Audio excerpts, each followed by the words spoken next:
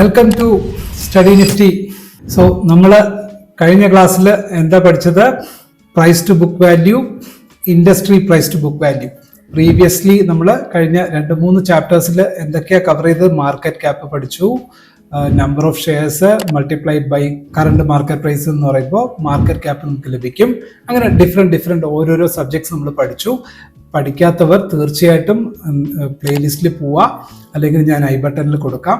നിങ്ങളത് പ്ലേലിസ്റ്റ് കൊടുത്തിട്ടുണ്ടാവും. അത് ഡീറ്റെയിൽ ആയിട്ട് നിങ്ങൾ നോക്കിയിട്ട് നിങ്ങൾ പഠിക്കുക. മിഡിൽ നിന്ന് നിങ്ങളിത് കേട്ട് കഴിഞ്ഞാൽ ചിലപ്പോൾ നിങ്ങൾക്ക് ഒന്നും മനസ്സിലാവില്ല. വളരെ ചെറിയ ടൈമിങ്ങിലുള്ള വീഡിയോസാണ്. 1 by 1 ആയിട്ട് നിങ്ങളെല്ലാം കേട്ട് വ്യക്തമായിട്ട് പഠിച്ച് മനസ്സിലാക്കി മുന്നോട്ട് വരിക. ഉറപ്പായിട്ടും നിങ്ങൾക്ക് വളരെ ഹെൽപ്ഫുൾ ആയിട്ടുള്ള വീഡിയോസാണ്. ഫോർ ബിഗിനേഴ്സ് തീർച്ചയായിട്ടും ഫണ്ടമെന്റൽ അനാലിസിസ് പഠിക്കാൻ 100% നിങ്ങൾ ബാധ്യസ്ഥരാണ്. ഷെയർ മാർക്കറ്റിൽ ട്രേഡ് ചെയ്യുന്നവർ 100% ഫണ്ടമെന്റൽ അനാലിസിസ് നിങ്ങൾ പഠിച്ചിരിക്കണം. അതിൻ്റെ ബേസിക്സ് നിങ്ങൾ കൃത്യമായിട്ടും ഹൃദയസ്ഥമാക്കാതെ നിങ്ങൾക്ക് മുന്നോട്ട് പോകാൻ സാധിക്കത്തില്ല. നിങ്ങൾ വളരെ സിംപ്ലിഫൈഡ് ആയിട്ടുള്ള ഒരു മെത്തേഡിലാണ് നമ്മൾ മുന്നോട്ട് പോകുന്നത്. തീർച്ചയായിട്ടും നിങ്ങളുടെ കമൻസ് പ്രീവിയസ് പഠിച്ചിട്ടുള്ളവർ കഴിഞ്ഞ ക്ലാസ് വരെയുള്ളത് നിങ്ങൾ തീർച്ചയായിട്ടും നിങ്ങൾക്ക് നല്ലോണം മനസ്സിലായി എന്ന് കരുതുന്നു. കമൻസ് രേഖപ്പെടുത്തുക, വീഡിയോ ലൈക്ക് ചെയ്യുക. ഓക്കെ, വീഡിയോ ലൈക്ക് ചെയ്യാത്തവർ ഒരുപാട് പേരുണ്ട്. ദയവ് ചെയ്ത് വീഡിയോ എല്ലാവരും ലൈക്ക് ചെയ്യുക, സപ്പോർട്ട് ചെയ്യുക. പുതിയ മെമ്പേഴ്സ് വീഡിയോ ചാനൽ നിങ്ങൾ സബ്സ്ക്രൈബ് ചെയ്യാൻ ശ്രമിക്കണം. ഓക്കെ, അതിനോടൊപ്പം എല്ലാവരും മ്യൂച്വൽ ഫണ്ട്സിൽ ഇൻവെസ്റ്റ് ചെയ്യാൻ നിർബന്ധമായിട്ട് നിങ്ങൾ ശീലിക്കണം. ചെറിയ തുകയാണെങ്കിൽ പോലും നിങ്ങൾ ചിട്ടി മുതലായതൊക്കെ മാറ്റി വെച്ചിട്ട് മ്യൂച്വൽ ഫണ്ട്സിൽ ഇൻവെസ്റ്റ് ചെയ്യുക. തീർച്ചയായിട്ടും നിങ്ങളുടെ ഭാവി നല്ല രീതിയിലുള്ള ഒരു ഗ്രോത്ത് നിങ്ങൾക്ക് മ്യൂച്വൽ ഫണ്ട് തരും. ഷോർട്ട് ടേം പീരീഡ്സിലൊക്കെ നിങ്ങൾക്ക് ഉറപ്പായിട്ടും ചെറിയ കാലയളവിൽ 1 വർഷമോ 2 വർഷമോ ഒക്കെ ആണെങ്കിൽ നിങ്ങൾ മ്യൂച്വൽ ഫണ്ടിൽ അങ്ങനെയാണ് ഉദ്ദേശിക്കുന്നതെങ്കിൽ നിക്ഷേപിക്കുന്നതിന് പകരം നിങ്ങൾ വേറെ മാർഗങ്ങൾ നോക്കുക. നിങ്ങളുടെ ഒരു ലോങ് വ്യൂ പെർസ്പെക്റ്റീവ് ഒരു 5 വർഷത്തേക്ക്, അല്ലെങ്കിൽ ഒരു 10 വർഷത്തേക്ക്, അല്ലെങ്കിൽ ഒരു 15 വർഷത്തേക്കുള്ള പീരീഡിലൊക്കെയാണ് നിങ്ങൾ വേറെ ഒരു തരത്തിലും ഇൻഷുറൻസിനൊന്നും പോകാണ്ട് ലൈഫ് ഇൻഷുറൻസേക്കാളൊക്കെ നല്ലത് നിങ്ങൾ മ്യൂച്വൽ ഫണ്ട്സിൽ ഇൻവെസ്റ്റ്മെൻറ്റ് നടത്തുക. Very important. ബാങ്കിൽ ഡെപ്പോസിറ്റ് ചെയ്യുന്നതിന് അതേ ബാങ്കിൽ തന്നെ അവർ തന്നെ ഒരുപാട് മ്യൂച്വൽ ഫണ്ട്സ് കാര്യങ്ങളൊക്കെ കൊടുത്തിട്ടുണ്ടാവും. അതൊക്കെ തീർച്ചയായിട്ടും നമുക്ക് 1 by 1 പരിശോധിച്ചിട്ട് നിങ്ങൾക്ക് ആപ്റ്റ് ആയിട്ടുള്ള ഏതാണെന്ന് സെലക്ട് ചെയ്യാനും ഞാൻ നിങ്ങളുടെ കൂടെ ഉണ്ടാവും. എൻ്റെ വാട്സാപ്പ് നമ്പർ ഇവിടെ കൊടുത്തിട്ടുണ്ട്. അത് നിങ്ങൾ മെസ്സേജ് അയയ്ക്കുക. ഞാൻ 1-to-1 കൺസൾട്ടേഷൻ ഇരുന്ന് നമുക്ക് ഫണ്ട് സെലക്ട് ചെയ്തിട്ട് നിങ്ങൾക്കുള്ള എല്ലാ പ്രോസസ്സും സ്റ്റെപ്പ് ബൈ സ്റ്റെപ്പ് ആയിട്ട് ഞാൻ നിങ്ങൾക്ക് വേണ്ടിയിട്ട് ഹെൽപ്പ് ചെയ്തു തരും. Okay, so let's continue our studies. ഇന്ന് നമ്മൾ പഠിക്കാൻ പോകുന്നത്, നമ്മൾ ഇൻഡസ്ട്രി PBVയും പ്രൈസ് ടു ബുക്ക് വാല്യൂവും തമ്മിലുള്ള വേരിയേഷൻസ് മനസ്സിലാക്കി. ഇനി നമുക്ക് വേണ്ടുന്ന എന്താണ്?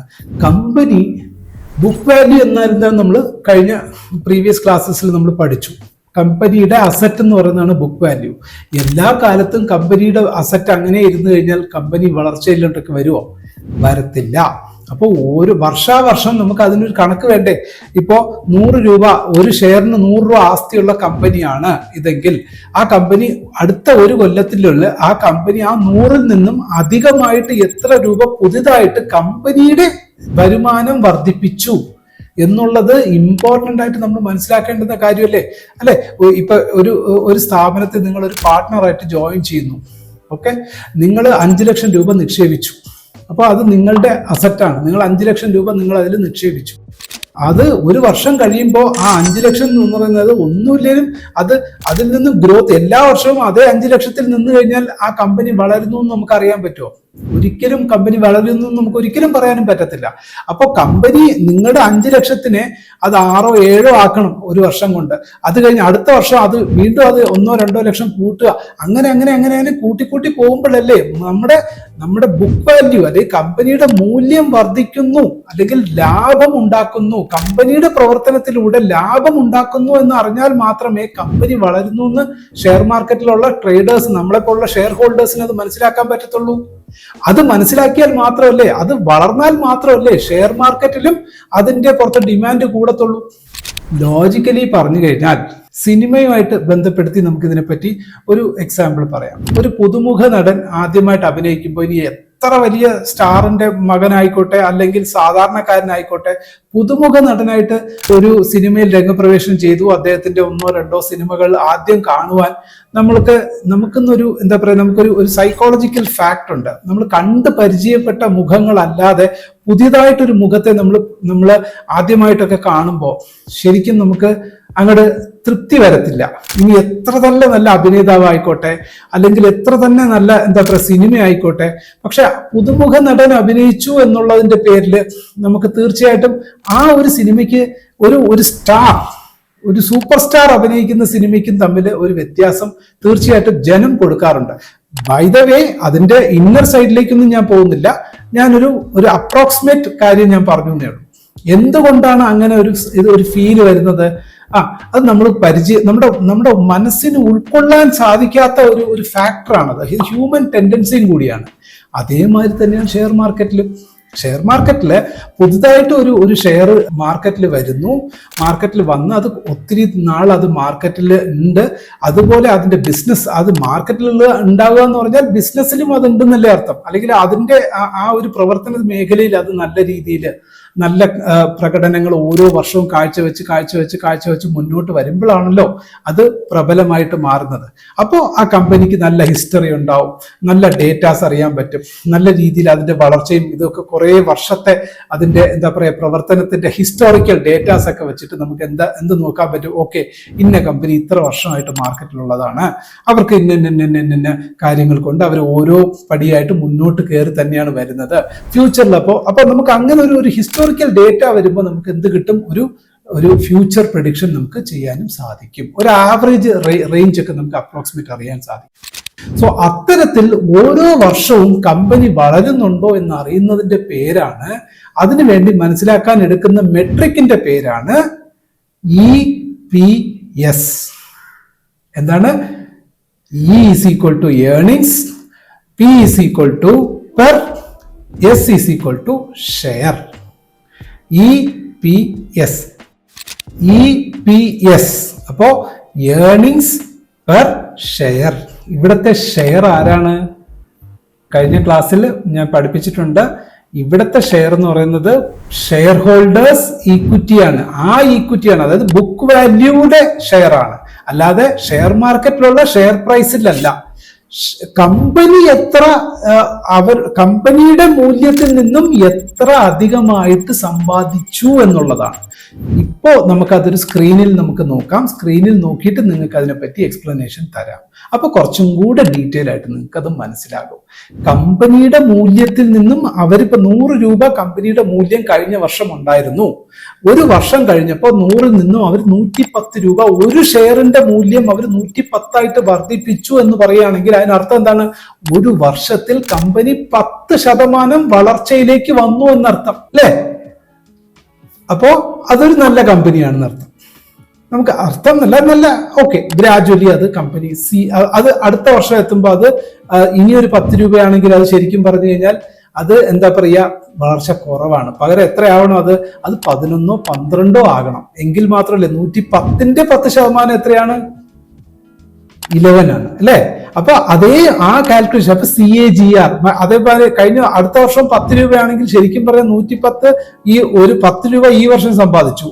അത് അടുത്ത വർഷം ആയപ്പോഴേക്കും വീണ്ടും അത് 10 120 ആകുകയാണെങ്കിൽ അതിന്റെ വളർച്ച കൂടി എന്നല്ല, കുറഞ്ഞു എന്ന് വേണം കണക്കാക്കാൻ.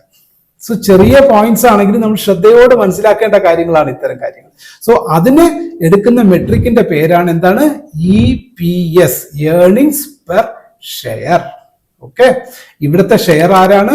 ഷെയർ ഹോൾഡേഴ്സ് ഈക്വിറ്റി, അതായത് ബുക്ക് വാല്യൂവിൽ നിന്നും എത്ര അഡീഷണൽ സമ്പാദിച്ചു എന്നുള്ളതാണ്. Let's begin our screen. Okay, ഇവിടെ നോക്കാം. EPS ഇവിടെ എന്താ കൊടുത്തിരിക്കുന്നത് നോക്കൂ. EPS കണ്ടോളൂ, ഏർണിങ്സ് പെർ ഷെയർ. കാരണം മൂല്യം അങ്ങനെ ഒരു ഷെയറിന് എത്ര രൂപ വർദ്ധിച്ചു? 188 രൂപയാണ് അവരുടെ ബുക്ക് വാല്യൂ. ബുക്ക് വാല്യൂ ഇവിടെ എത്രയാ? 188, അല്ലേ? ഇതാ നോക്കൂ, 188 ബുക്ക് വാല്യൂ. ബുക്ക് വാല്യൂവിൽ നിന്നും ഒരു വർഷത്തെ EPS എന്ന് പറയുന്നത് കഴിഞ്ഞ ഒരു വർഷം, അതായത് ഈ ഒരു കഴിഞ്ഞ ക്വാർട്ടർ വരെ ഒരു വർഷത്തില് അവരെത്ര സമ്പാദിച്ചു? 14 രൂപ സമ്പാദിച്ചു. അപ്പൊ 14 കൂടെ ചേർത്തിട്ടാണ് 188 രൂപ ഇവിടെ ആയത്. അപ്പൊ കഴിഞ്ഞ ഇതേ സമയത്ത് ഇതേ പീരിയഡിൽ കഴിഞ്ഞ വർഷം എത്രയാണ് നോക്കിക്കഴിഞ്ഞാൽ ഈ 188 മൈനസ് 14.6 എത്രയായിരുന്നു? അതായിരുന്നു അവരുടെ ബുക്ക് വാല്യൂ. മാറിപ്പോകരുത്. കഴിഞ്ഞ വർഷത്തിൽ നിന്നും ഈ വർഷം ഇപ്പൊ നോക്കുന്നത് കഴിഞ്ഞ ക്വാർട്ടർ വരെ ഉള്ളതാണ് കേട്ടോ. അത് എന്താണ് ക്വാർട്ടർലി റിസൾട്ട് എന്നുള്ളത് നമ്മൾ അടുത്ത ചാപ്റ്ററിൽ നമ്മൾ തീർച്ചയായിട്ടും പഠിക്കും. അത് നിങ്ങൾ പൂർണ്ണമായിട്ട് മനസ്സിലാക്കിയാൽ മാത്രമേ ഇനി മുന്നോട്ട് നമുക്ക് പോകാൻ സാധിക്കത്തുള്ളൂ. പ്ലസ് നമ്മൾ ഇപ്പൊ EPS എന്താണെന്ന് നമ്മൾ പഠിച്ചതിന് ശേഷം നമ്മൾ ഓരോരോ ക്വാർട്ടർലി റിസൾട്ട്സ് എന്താണെന്നുള്ളത് നമുക്ക് അടുത്ത ചാപ്റ്ററിൽ പഠിക്കാം. നിങ്ങൾ ശ്രദ്ധിക്കൂ. അപ്പൊ കഴിഞ്ഞ വർഷം EPS എത്രയായിരുന്നു എന്ന് വെച്ച് കഴിഞ്ഞാൽ ഇത് മൈനസ് ചെയ്താൽ മതി. അപ്പോ 188 മൈനസ് 14.6 റുപ്പീസ് മൈനസ് ചെയ്ത് കഴിഞ്ഞാൽ അതിൽ നിന്നും ഇത്തവണ എത്ര പെർസെന്റേജാ ഇപ്പൊ എത്ര റുപ്പീസ്? 14 രൂപ 60 പൈസ അവര് വർദ്ധിപ്പിച്ചു. ഓക്കെ, ഒരു വർഷം കൊണ്ട് അവരുടെ ഏർണിങ്സ്, കമ്പനിയുടെ സ്വന്തം വളർച്ച, ഷെയർ മാർക്കറ്റിലുള്ള ഷെയറിന്റെ പ്രൈസുമായിട്ട് ഇതിന് യാതൊരു ബന്ധവുമില്ല. കമ്പനി അവരുടെ സ്വന്തം ആക്ടിവിറ്റീസിൽ നിന്നും, അവരുടെ ബിസിനസ് ആക്ടിവിറ്റിയിൽ നിന്നും, അവരുടെ മാനുഫാക്ചറിങ്ങോ കൺസ്ട്രക്ഷനോ ഇവിടെ കമ്പനി ഏതെന്നോ ഒന്നും നിങ്ങൾ നോക്കണ്ട. അത് ഏത് കമ്പനിക്ക് അത് അവരുടേതായിട്ടുള്ള കമ്പനിയുടെ ഡിസ്ക്രിപ്ഷൻ ഉണ്ടായിരിക്കും. അത് നമുക്ക് എബൌട്ട് അസ് പോയിട്ട് ഓരോ കമ്പനിയും എങ്ങനെ റീഡ് ചെയ്യണം എന്നുള്ളത് നമുക്ക് പഠിക്കേണ്ടുന്നത് എങ്ങനെയാണെന്നുള്ളത് ഇനിയൊരു ചെറിയ സെഷനിൽ നമുക്ക് ഇനിയൊരു ചാപ്റ്ററിൽ നമുക്ക് പഠിക്കാം.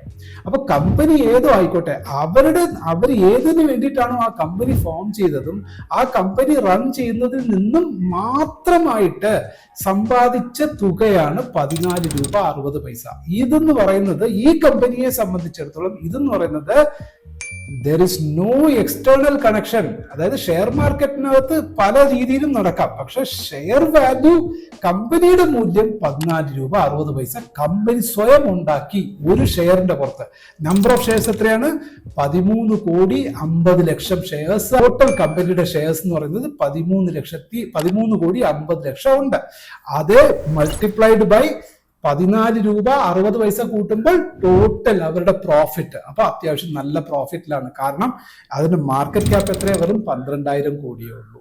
12,000 കോടിയിൽ നിന്നും ഇപ്പൊ ചെറിയൊരു ഉദാഹരണം പറഞ്ഞു കഴിഞ്ഞാല് നമ്മുടെ ഇപ്പോഴത്തെ അവരുടെ വർധനവ് എത്രയാണ്? ഒരു വർഷം കൊണ്ട് അവർ എത്ര സമ്പാദിച്ചു? 14.6 ഇൻറ്റു 13.5 അപ്രോക്സിമേറ്റ്ലി 1971 കോടി രൂപ. ഓൾമോസ്റ്റ് 2,000 കോടി രൂപ അവർ ഒരു വർഷം കൊണ്ട് അവർ ഏർണിങ്സ്. അത് അത്ര ചെറിയ കാര്യമാണോ? അത്യാവശ്യം നല്ലൊരു ഏർണിങ്സ് തന്നെയാണ് അല്ലേ? അതിന് ലാഭം, എല്ലാ ചിലവും പോയിട്ട് അവർ സമ്പാദിച്ചു എന്നുള്ളതാണ് അതിന്റെ കണക്ക്. ഇതൊക്കെ പഠിപ്പിക്കുമ്പോൾ ഉണ്ടാകുന്ന മെട്രിക്സിൽ അങ്ങോട്ടും ഇങ്ങോട്ടും ചെറിയ വ്യത്യാസങ്ങളൊക്കെ വന്നേക്കാം. നിങ്ങൾ നോക്കിയിട്ട് അതിലെന്തെങ്കിലും പാകപ്പഴം ഉണ്ടെങ്കിൽ നിങ്ങൾ പരിശോധിച്ചിട്ട് കമന്റിൽ രേഖപ്പെടുത്തുക. ഓക്കെ, അത് 1900 ആണോ അതോ 197 ആണോ എന്നുള്ളത് നോക്കിയില്ല, ഞാൻ ഫുൾ ഡിജിറ്റ് അടിച്ച് നോക്കിയിട്ടില്ല. അത് നിങ്ങൾ നോക്കി പരിശോധിച്ച് നോക്കൂ. ഞാനൊരു എക്സാമ്പിളിന് വേണ്ടി പറഞ്ഞതേ ഉള്ളൂ. വാട്ടെവർ. അപ്പോൾ കമ്പനി അത്യാവശ്യം ഗുണകരമായിട്ടുള്ള നല്ല രീതിയിൽ മുന്നോട്ട് പോകുന്ന കമ്പനിയാണെന്ന് നമുക്ക് ഈ ഒരു പോയിന്റിൽ നിന്ന് മനസ്സിലാക്കി. അപ്പോൾ ഈ ഒരു പർട്ടിക്കുലർ കമ്പനിയിൽ തന്നെ നമ്മളിപ്പോൾ എന്തൊക്കെ കഴിഞ്ഞ ക്ലാസ്സിൽ ഇതേ കമ്പനിയുടെ തന്നെ നമ്മൾ valuation, price to book value, industry book വാല്യൂയും തമ്മിൽ കമ്പയർ ചെയ്ത് നോക്കിയപ്പോൾ അണ്ടർ വാല്യൂഡ് ആണെന്ന് കണ്ടെത്തി. അത് ഒരു പോസിറ്റീവ് ആയിട്ടുള്ള ഒരു മെട്രിക് ആണ്. അടുത്തത് അവരുടെ ഒരു വർഷത്തെ വരുമാനം എന്ന് പറയുന്നത് 14 രൂപ 60 പൈസ. ബുക്ക് വാല്യൂവിൽ നിന്നും 14 രൂപ 60 പൈസ അവർ കൂടുതൽ സമ്പാദിച്ചിരിക്കുന്നു എന്ന് നമ്മൾ മനസ്സിലാക്കി. അതും ഒരു പ്ലസ് പോയിന്റ് ആയിട്ട് നമുക്ക് ഇതിൽ കൺസിഡർ ചെയ്യാൻ കഴിഞ്ഞു.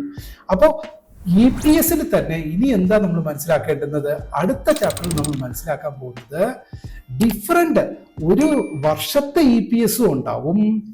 ഓരോ കമ്പനിയും ഓരോ വർഷത്തിൽ 4 പ്രാവശ്യം അവരുടെ പ്രോഗ്രസ് കാർഡ്, നമ്മുടെ സ്കൂളിലൊക്കെ പഠിക്കുമ്പോൾ നമ്മൾ ഓരോരോ എക്സാംസ് ഉണ്ടാവില്ലേ, Onam examination, Christmas examination, mid term examination, അത് ഇതെന്നൊക്കെ പറഞ്ഞിട്ട് അതിനൊക്കെ പണ്ടൊക്കെ പഠിക്കുന്നവരൊക്കെ, ഞാനൊക്കെ പഠിച്ച കാലത്ത് അങ്ങനെയാണ്. ഓണ പരീക്ഷയ്ക്കൊക്കെ നമുക്ക് എന്ത് കിട്ടും? പ്രോഗ്രസ് കാർഡ് കിട്ടും. നമ്മൾ എത്ര മാർക്ക് ജയിച്ചു, ഏതിനൊക്കെ തോറ്റു എന്നൊക്കെ മാർക്ക് കിട്ടും. അപ്പൊ അതുപോലെ ഓരോ വർഷത്തിൽ തന്നെ ഒരു വർഷത്തിൽ 4 പ്രാവശ്യം കമ്പനീസ് അവരുടെ പ്രോഗ്രസ് റിപ്പോർട്ട് അവർ മസ്റ്റായിട്ട് സെബിയുടെ സ്ട്രിക്റ്റ് റൂളാണ്, മസ്റ്റായിട്ട് എന്ത് ചെയ്തിരിക്കണം, ഷെയർ ട്രേഡേഴ്സ് നമ്മളെപ്പോലുള്ള ഷെയർ ഹോൾഡേഴ്സിന് വേണ്ടിയിട്ട് അവർ എന്ത് ചെയ്തിരിക്കണം, അവരുടെ പ്രോഗ്രസ് റിപ്പോർട്ട് അവർ പ്രൊഡ്യൂസ് ചെയ്യണം. സോ EPS എന്ന് പറയുന്നത് ഒരിക്കലും നമ്മൾക്ക് കാൽക്കുലേറ്റ് ചെയ്തെടുക്കാൻ പറ്റുന്ന ഒരു മെട്രിക് അല്ല. ഏർണിങ്സ് ഇപ്പം ഞാൻ ഇത്ര സമ്പാദിച്ചു എന്ന് ഇപ്പോൾ ഇനിയൊരാൾക്ക് എത്ര ഞാൻ സമ്പാദിക്കാൻ സാധ്യതയുണ്ടെന്ന് വേണമെങ്കിൽ ബാക്കി എൻ്റെ പ്രീവിയസ് റെക്കോർഡ്സ് വെച്ചിട്ട് അവർക്ക് വേണമെങ്കിൽ ഒരു അസസ്മെന്റ് നടത്താം. പകരം കമ്പനിക്കല്ലേ അതിൻ്റെ ആക്ച്വൽ ഓഡിറ്റ് ഒക്കെ കഴിഞ്ഞ് ഓരോ 3 മാസം കൂടുമ്പോൾ ആ 3 മാസത്തെ ടോട്ടൽ ആയിട്ടുള്ള അവരുടെ വരവ് ചെലവ്, അവർക്ക് കിട്ടാനുള്ള പൈസ, കടം വല്ലത് വാങ്ങിച്ചിട്ടുണ്ടെങ്കിൽ അത്, ഇൻട്രസ്റ്റ് ഓൾറെഡി കടം ഉണ്ടെങ്കിൽ അതിന് കടമൊക്കെ തീർത്തുക, പിന്നെ ടാക്സ് അടയ്ക്കാനുണ്ടെങ്കിൽ ടാക്സ് ഒക്കെ അടച്ച് ഇതെല്ലാം പോയിട്ട് അവസാനം കിട്ടുന്ന ലാഭം എത്ര എന്നുള്ളത് കമ്പനി പറഞ്ഞാലല്ലേ നമുക്ക് മനസ്സിലാകത്തുള്ളൂ. അങ്ങനെ കമ്പനി നമ്മൾക്ക് പബ്ലിഷ് ചെയ്ത് തരുന്ന ഒരു ഡേറ്റ അത് നമുക്ക് 100% നമുക്ക് ആക്യുറേറ്റ് ആയിട്ട് നമുക്ക് ഒരിക്കലും എന്താ പറയുക പ്രെഡിക്റ്റ് ചെയ്യാൻ കഴിയത്തില്ല. പക്ഷെ അതിന് കമ്പനിയുടെ പ്രീവിയസ് ഓരോരോ ക്വാർട്ടർ, ഇതിന് മുന്നേ ഒരു ക്വാർട്ടറിൽ എന്തായിരുന്നു അവരുടെ റിസൾട്ട്, ഇതേ ക്വാർട്ടറിൽ അവർ കഴിഞ്ഞ വർഷം അതേ ക്വാർട്ടറിൽ ഏത് രീതിയിലായിരുന്നു റിസൾട്ട് പ്രൊഡ്യൂസ് ചെയ്തത്, അതിൻ്റെയൊക്കെ ബേസിസിൽ ചില എന്താ പറയുക റേറ്റിംഗ് ഏജൻസീസ് ഉണ്ട്. ഏജൻസീസ് എന്ത് ചെയ്യുന്നു, അവരൊരു പ്രഡിക്ഷൻ ഒക്കെ നടത്തും. ഓക്കെ, ഇത്തവണത്തെ ക്വാർട്ടറിൽ അവർ അതിനും ഒരു ഇവിടെ നോക്കൂ, ഇവിടെ നിങ്ങൾ നോക്കിയാൽ അറിയാം, EPS ലേറ്റസ്റ്റ് ക്വാർട്ടർ എന്താ ഇവിടെ കാണിച്ചിരിക്കുന്നത്, EPS എന്ന് കാണിച്ചിരിക്കുന്നത് 14 രൂപ 60 പൈസ കാണിച്ചു അല്ലെ. EPS ലേറ്റസ്റ്റ് ക്വാർട്ടർ എത്ര കാണിച്ചിരിക്കുന്നത്, 2 രൂപ 74 പൈസ കാണിച്ചു. അതിനർത്ഥം എന്താണ്, ഒരു ക്വാർട്ടറിൽ 12 മാസത്തിൽ കഴിഞ്ഞു പോയ 3 മാസത്തില് അവര് 2 രൂപ 74 പൈസ സമ്പാദിച്ചു. ഇനി തൊട്ടടുത്ത നോക്കൂ, എക്സ്പെക്റ്റഡ് EPS എന്ന് പറഞ്ഞാൽ എന്താണ്, റേറ്റിംഗ് ഏജൻസീസ് അവർ പ്രതീക്ഷിച്ചത് ഈ കമ്പനി 3 രൂപ 30 പൈസയാണ് എന്ത് ചെയ്യുക, 3 രൂപ 30 പൈസ കൊടുത്തിട്ടാണ് അവര് 30 പൈസ ഉണ്ടാക്കും എന്നുള്ള ഒരു പ്രഡിക്ഷൻ ആയിരുന്നു റേറ്റിംഗ് ഏജൻസീസ് കൊടുത്തത്. പക്ഷേ ആക്ച്വലി കമ്പനി കൊടുത്തത് എത്രയാണ്, 2 രൂപ 74 പൈസ. ഇതാണ് നമ്മൾ പലപ്പോഴും റിസൾട്ട് സീസണിലൊക്കെ ഓരോ റിസൾട്ട്സ് വരുമ്പോൾ ബിലോ എക്സ്പെക്ടേഷൻ, എബോ എക്സ്പെക്ടേഷൻ എന്നൊക്കെ നമുക്ക് സോഷ്യൽ മീഡിയാസിലൊക്കെ നമുക്ക് വരുമ്പോൾ നമുക്ക് മനസ്സിലാക്കാൻ പറ്റുന്നത്. നിങ്ങൾക്ക് അറിയുന്നില്ല എന്നുള്ളത് ഇനി വരും കാലങ്ങളിൽ ഇനി ഇതൊക്കെ മനസ്സിലാക്കി കഴിയുമ്പോൾ നിങ്ങൾ അത്തരം റിസൾട്ടുകളൊക്കെ നോക്കുമ്പോൾ നിങ്ങൾക്ക് വെരി ഈസി ആയിരിക്കും. ബിലോ എക്സ്പെക്ടേഷൻ, അപ്പൊ ആര് എക്സ്പെക്ട് ചെയ്തു, റേറ്റിംഗ് ഏജൻസീസ് എക്സ്പെക്ട് ചെയ്തു എന്നർത്ഥം. ഓക്കെ, സോ നെക്സ്റ്റ് ക്ലാസ്സിൽ നമ്മൾ ക്വാർട്ടർലി റിസൾട്ട്സിനെ പറ്റി നമ്മൾക്ക് പഠിക്കാം. അപ്പോൾ ഡീറ്റെയിൽ ആയിട്ട് നമുക്ക് കുറച്ചും കൂടി നിങ്ങൾക്ക് കുറച്ച് കൂടുതൽ ഇൻസൈറ്റ് ലഭിക്കും. ഓക്കെ, ഞാൻ പറഞ്ഞത് ഓർമ്മയിരിക്കട്ടെ, മ്യൂച്വൽ ഫണ്ട് ഇൻവെസ്റ്റ്മെന്റ്സ് തീർച്ചയായിട്ടും നിങ്ങൾ നടത്തണം. എൻ്റെ വാട്സാപ്പ് നമ്പർ ഇവിടെ കൊടുത്തിട്ടുണ്ട്. അത് നിങ്ങൾ മസ്റ്റായിട്ട് നിങ്ങൾ മെസ്സേജ് ചെയ്യുക. ഞാൻ നിങ്ങൾക്ക് വേണ്ടി കൺസൾട്ടേഷൻ നടത്തി നല്ല ഫണ്ട്സ് നമുക്ക് സെലക്ട് ചെയ്യാം. ഫണ്ട്സ് ഒരുപാട് ഫണ്ട്സ് ഉണ്ട്. നല്ലത് നോക്കി നമുക്ക് നിങ്ങളുടെ റിസ്ക് പ്രൊഫൈൽ, അതേമാതിരി നിങ്ങളുടെ ഗോൾ, ഇത് രണ്ടും ബേസിസിൽ നമുക്ക് നല്ല ഫണ്ട് സെലക്ട് ചെയ്ത് നമുക്ക് മുന്നോട്ട് പോകാം. Okay, thank you. വീഡിയോ എല്ലാം ലൈക്ക് ചെയ്യാം. ബൈ.